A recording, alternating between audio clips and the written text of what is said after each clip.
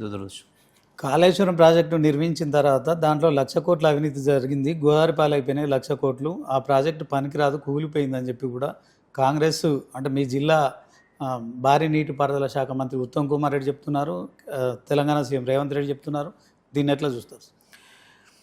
దీనికి స్వయంగా నేనే పోయి మేడిగడ్డ ప్రాజెక్ట్ ఏదైతే కొట్టుకపోయిందని వీళ్ళు మాట్లాడుతున్నారో 2 ఏళ్ళ నుంచి ప్రచారం చేసినారో దానిపైన నిలబడి సాక్ష్యం చూపించినాను. అవును, ఈ దేశానికి మొత్తానికి.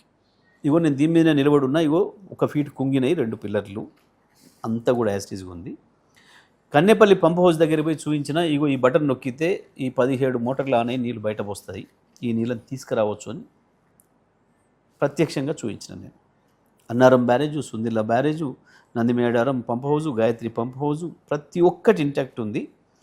ఒక్క బటన్ నొక్కితే నీళ్ళు వస్తాయి. ఆ మేడిగడ్డ బ్యారేజ్తో సంబంధం లేకుండానే నీళ్ళు వస్తాయి అనే విషయాన్ని నేను స్పష్టంగా చూపించడం కాదు, నేను ఇంకో ఛాలెంజ్ కూడా చేసిన. ముఖ్యమంత్రి తుంగతుర్తికి వచ్చి మాట్లాడిన సందర్భంలో నేను మాట్లాడిన, ముఖ్యమంత్రి మేము నీళ్ళు ఇవ్వలేదు అని నువ్వు అంటున్నావు కదా, బట్ కాళేశ్వరంతో మొట్టమొదటి లాభపడ్డది మేమే, సూర్యాపేట జిల్లా రైతాంగమే, మేమే సాక్షులం. వరుసగా 8 పంటలు పండించినాం. ఇవాళ నువ్వు ప్రాజెక్ట్ మా కేసీఆర్కి అప్పచెప్పు, నువ్వు లేనేలేదు కొట్టుకపోయింది అంటున్న ప్రాజెక్టును మేము ఆన్ చేస్తాం, 4 రోజుల్లో నీళ్ళు ఇక్కడ తీసుకొస్తాం, చివరి ఊరు చిన్న సీతారాం తండకు తీసుకొస్తాం. అట్లా తేలేకపోతే నేను ఎమ్మెల్యే పదవికి రాజీనామా చేస్తా అనే మాట చెప్పిన. గతంలో 4 సంవత్సరాలు ఇచ్చిననే మాట కూడా ఆ రైతాంగం ముందట మాట్లాడదాం. నేను ఇచ్చిన, మేము పంటలు పండించుకున్నాం, మాకు జగదీష్ రెడ్డి గారు ఉన్నప్పుడు నీళ్ళు వచ్చినాయి అని అంటేనేమో నువ్వు దెబ్బలు పడాలి వాళ్ళతో. ఇయ్యలేదు అంటే వాళ్ళని నన్ను చెప్తాం కొట్టమని చెప్తా, నిలబడతావా అని అడిగిన.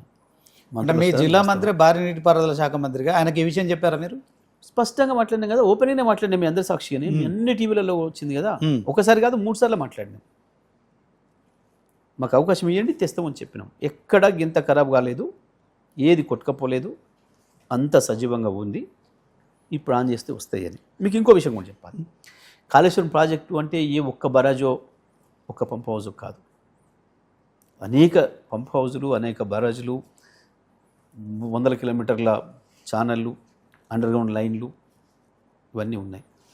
ఇవాళ ఎల్లంపల్లి నుంచి వచ్చిన నీళ్లను నందిమేడారం పంప్ హౌస్ ద్వారా, గాయత్రి పంప్ హౌస్ ద్వారా మిడ్ మానేర్కి ఏదైతే తెస్తున్నారో అది కూడా కాళేశ్వరమే, కాళేశ్వరంలో భాగమే.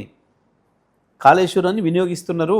ఒకవైపు కేవలం కన్నెపల్లి పంప్ హౌస్ ప్రారంభం చేసి తుంగతుర్తి ప్రాంతానికి ఏదైతే నీళ్ళు ఇవ్వాల్సి ఉండనో, వరంగల్, నల్గొండ జిల్లాలకు కూడా నీళ్ళు ఇచ్చే అవకాశం, ఖమ్మం జిల్లా కూడా నీళ్ళు ఇచ్చే అవకాశం ఉన్నదో దాన్ని ప్రారంభం చేస్తలేరు, రైతాంగానికి ద్రోహం చేస్తున్నారు. సాక్ష్యాలతో సహా మేము చూపించినాం. ఈ ప్రభుత్వం, ఈ కాంగ్రెస్ పార్టీ మాట్లాడుతున్నాయి అన్ని పచ్చి అబద్ధాలు అనే విషయాన్ని నిరూపించినాం. జగదీష్